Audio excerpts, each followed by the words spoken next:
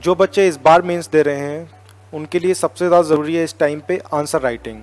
Knowledge आपने बहुत इकट्ठा कर लिया है, अल्टीमेटली मैटर करेगा कि आप उस नॉलेज को कैसे प्रेजेंट कर पाते हैं, किस तरह से आप लिखते हैं, किस तरह से आर्ग्यूमेंट्स देते हैं, किस तरह से उनको सब्सटेंशिएट करते हैं, किस तरह से डेटा और डायग्राम्स आप बनाते हैं, किस तरह से इंट्रोड्यूस करते हैं, किस तरह से कंक्लूड करते हैं। इन सब चीज़ों पे बहुत ज़्यादा फोकस करने की ज़रूरत है। अभी जितना भी आपके पास 80-90 दिन है, इसमें आंसर राइटिंग पे बहुत ज़्यादा फोकस करें। जो भी आपने स्ट्रक्चर सोचा है अपने आंसर्स का, जिस तरह भी आपने प्लान किया है, जिस तरह से आप आंसर्स लिखेंगे वहाँ पे, उनको बिफोर हैंड प्रैक्टिस कर लें। नहीं तो आप कुछ सोच के जाएंगे बट वहाँ पे आप बना नहीं पाएंगे। जिस तरह के आंसर्स आपने सोचा है उसको पेपर पे लिखना थोड़ा मुश्किल होगा। प्रैक्टिस ज़रूर करें। ये गलती कहीं ना कहीं मैं किया था, लकीली मेरे मार्क्स अच्छे आए, बट ये कहीं ना कहीं मुझे अभी भी रिग्रेट है कि मुझे ज़्यादा आंसर राइटिंग करना चाहिए था।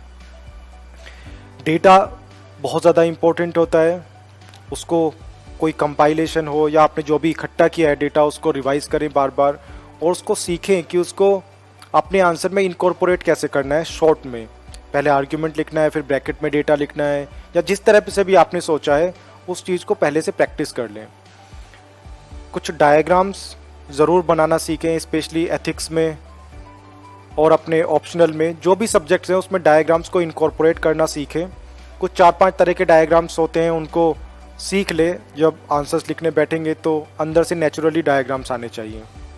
आंसर राइटिंग पे सबसे ज़्यादा फोकस होना चाहिए। जो भी राइटिंग स्पीड बढ़ाना है आपको, जिस तरह से भी आपको लिखना है वो आप देखें, वो आपको करना चाहिए। सारे सब्जेक्ट्स को कवर करें, कोई भी सब्जेक्ट ना छोड़ें कि वर्ल्ड हिस्ट्री छोड़ देते हैं या एसए की प्रिपरेशन छोड़ देते हैं या फिर एथिक्स को लाइट ले लेते हैं। ये सब चीज़ें फेटल हो सकती हैं बाद में। अगर वर्ल्ड हिस्ट्री से 2 सवाल आ जाते हैं, 2 क्वेश्चंस आ जाते हैं, तो हो सकता है आपको वो बैकफुट पे लेके चले जाएं। तो कोई भी सब्जेक्ट को ना तो किसी को हद से ज़्यादा डिस्प्रपोर्शनेट टाइम दे और ना किसी को लाइट लें। सारे सब्जेक्ट्स को कवर करें इंक्लूडिंग योर ऑप्शनल। ऑप्शनल बहुत ज़्यादा ज़रूरी है, ये तो करना ही करना है। बाकी जीएस को, बाकी सब्जेक्ट्स को लाइट ना लें। ये गलती मैंने किया, मैंने सोशियोलॉजी को बहुत ज़्यादा टाइम दिया। लकीली मेरे मार्क्स अच्छे आए जीएस में भी, बट मुझे बहुत ज़्यादा डर था इस चीज़ का कि अगर मेरे ऑप्शनल में तो मुझे कॉन्फिडेंस था अच्छे मार्क्स आएंगे, पर क्योंकि मेरा तैयार नहीं हुआ था जीएस तो थोड़ा कॉन्फिडेंस उसमें कम था। इस चीज़ पे ध्यान दें कि सबको थोड़ा सा प्रोपोर्शनेट टाइम दें, सारे सब्जेक्ट्स को कवर करके जाएं, किसी सब्जेक्ट को छोड़ के ना जाएं।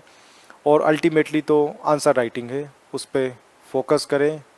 ऐसे भी लिखें, ऐसे पे भी फोकस करें, उसको लाइट ना लें कि हमारे तो मार्क्स आ जाएंगे। ऐसे में कम मेहनत करके मार्क्स अच्छे से बढ़ाए जा सकते हैं। जितने मार्क्स ऐसे में, जितनी मेहनत करके 10-15 नंबर बढ़ाए जा सकते हैं, उतने शायद बाकी जीएस में उतनी मेहनत में उतने मार्क्स ना इंक्रीज़ हों। ऐसे को बहुत सीरियसली लें। अल्टीमेटली आंसर राइटिंग बहुत बढ़िया से सीख लें। किसी को अगर नेचुरली आती है तब अलग बात, अगर किसी को नहीं आती आंसर राइटिंग, प्रैक्टिस करें ज़्यादा से ज़्यादा। तो लास्ट में जो अभी लोग जो मेंस दे रहे हैं उनके लिए बस यही मेरा लास्ट मैसेज है कि आंसर राइटिंग पे फोकस करें। नॉलेज आपने बहुत इकट्ठा कर लिया है, अल्टीमेटली उसको प्रेजेंट करना है। प्रैक्टिस करके जाएं, जो सोचा है तभी आप एग्ज़ाम में लिख पाएंगे। Thank you.